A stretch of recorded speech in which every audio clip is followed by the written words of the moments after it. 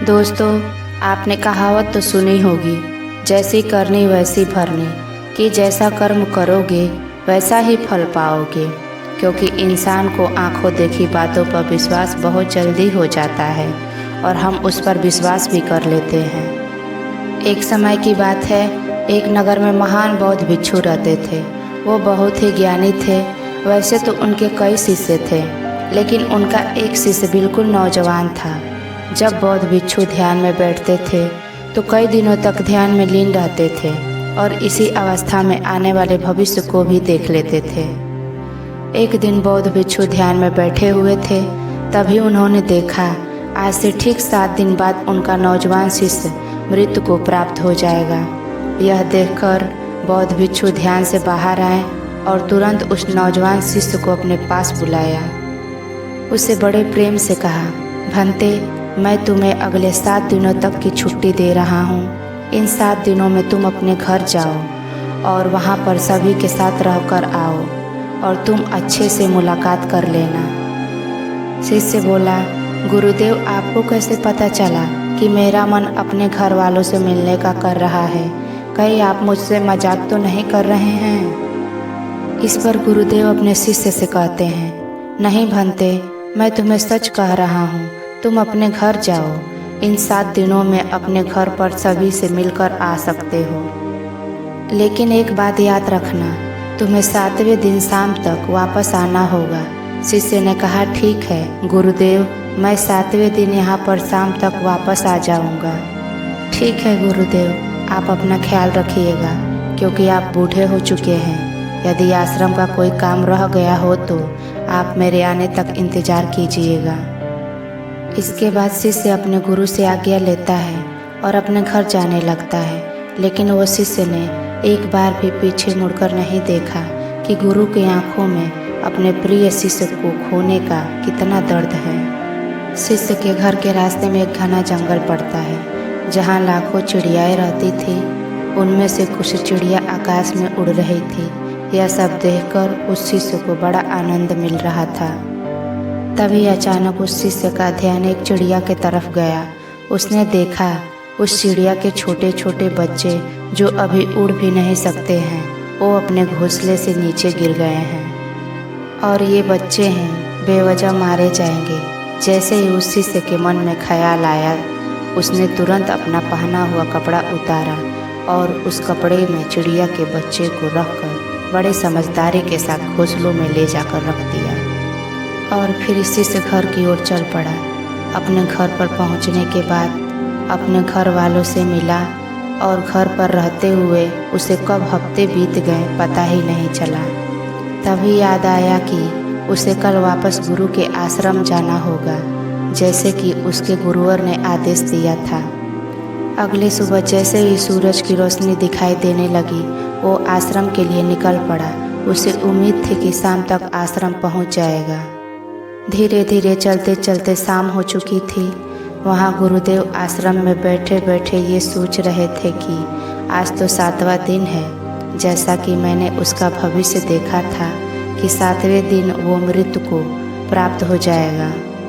अब तक शायद वो मृत्यु को प्राप्त हो चुका होगा। इस बात को लेकर गुरुदेव अत्यंत दुखी थे और मरने से पहले आखिरी बार अपने प्रिय शिष्य को देखना चाहते थे और वह ये सोच ही रहे थे कि कम से कम आखिरी बार ही सही अपने उस प्रिय शिष्य का मुख तो देख लिया होता। वो इसी चिंता में बैठे हुए थे। तभी अचानक दूर से कोई आता हुआ दिखाई पड़ा।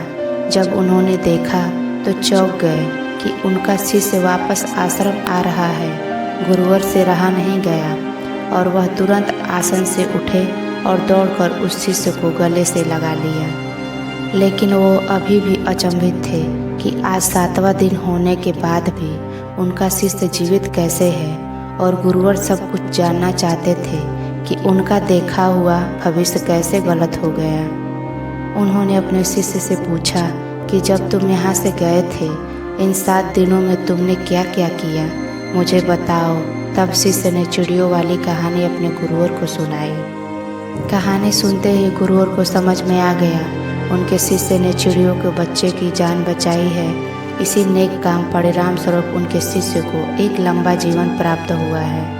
अपने प्रिय शिष्य के मुख से इन सारी बातों को सुनकर गुरुवर के मुख से निकल गया, कर्म लौटकर अवश्य आता है। शिष्य ने गुरु की बात सुना लेकिन इस बात को समझ नहीं पाया, इसलिए अपने गुरुवर से पूछा कि आप क्या कह रहे हैं। तब गुरुवर ने सारी बातें बता दी जो ध्यान में देखे थे। शिष्य ने ये सारी बातें सुनी तो मन में एक सवाल जागृत हुआ। उसने अपने गुरुवर से कहा, जब आपको ये बात पहले से ही पता थी तो आपने मुझे क्यों नहीं बताया? जब आपको पता है कि कर्म इस तरह से काम करते हैं और मुझसे पहले ही कोई अच्छा कर्म क्यों नहीं करवाया ताकि मेरी आने वाली मृत्यु टल जाए? आपने ऐसा क्यों नहीं किया? मैंने तो अनजाने में उन चिड़ियों की मदद कर दी थी जिसके परिणाम स्वरूप आज मैं आपके सामने जिंदा खड़ा हूँ। इसके पीछे क्या कारण है? अपने शिष्य की बात सुनकर गुरुवर मुस्कुराने लगे और कहते हैं, भंते यदि मैं तुम्हें इसके बारे में बता देता तो तुम्हारे मन में एक लालच होता, अपना जीवन बचाने के लिए ये कर्म करते। लेकिन कर्म का असली अर्थ ये नहीं है, बल्कि जब हम किसी भी कर्म को बिना किसी लालच के करते हैं उसे ही असली कर्म कहा जाता है। यदि मैं ऐसा कर्म तुम्हारे मृत्यु को टालने के लिए करवाता, तुम्हारे अंदर ये लालच होता, इस कर्म को करने के बाद तुम्हारी मृत्यु टल जाएगी और तुम अपनी जान बचाने के मकसद से करते और तुम्हारा लालच भी जुड़ा होता, जिसके परिणाम स्वरूप पूरा लाभ नहीं मिलता। अर्थात तुमने देखा होगा कि अक्सर जब कोई व्यक्ति दान करता है तो उसके साथ उसका मन भी जुड़ा होता है। वह ये सोचता है, यदि आज मैं दान करूँगा भगवान मेरे साथ अवश्य ही मेरा अच्छा करेंगे, जिससे हमें पूरा लाभ नहीं मिल पाता। बाद में हम ये सोचते हैं हमने तो अच्छे कर्म किए थे। कर्मों का सिद्धांत एक मिथ्या है। एक बार सोचिए, जब आप किसी मंदिर में जाते हैं तो आपके मन में कुछ न कुछ पाने की इच्छा अवश्य रहती है। आप सोचते हैं यदि मैं आज भगवान के सामने हाथ जोड़कर यह मांग लूँ तो मुझे अवश्य मिलेगा। जब मंदिर के अंदर जाते हैं, प्रार्थना करते हैं, अपने दोनों हाथ जोड़ते हैं, आंख बंद करके भगवान का ध्यान करने की बजाय आप अपने मन में उन इच्छाओं का ध्यान रखते हैं, तो क्या आपकी ये प्रार्थना स्वीकार होती है? नहीं, क्योंकि प्रार्थना तो वही स्वीकार होती है जो मौन रूप से की जाती है, जिसमें आपके मन में कोई भी इच्छा न हो। दोस्तों, याद रखिए, कर्म ही वो फसल है जो इंसान को हर हाल में काटना ही पड़ता है।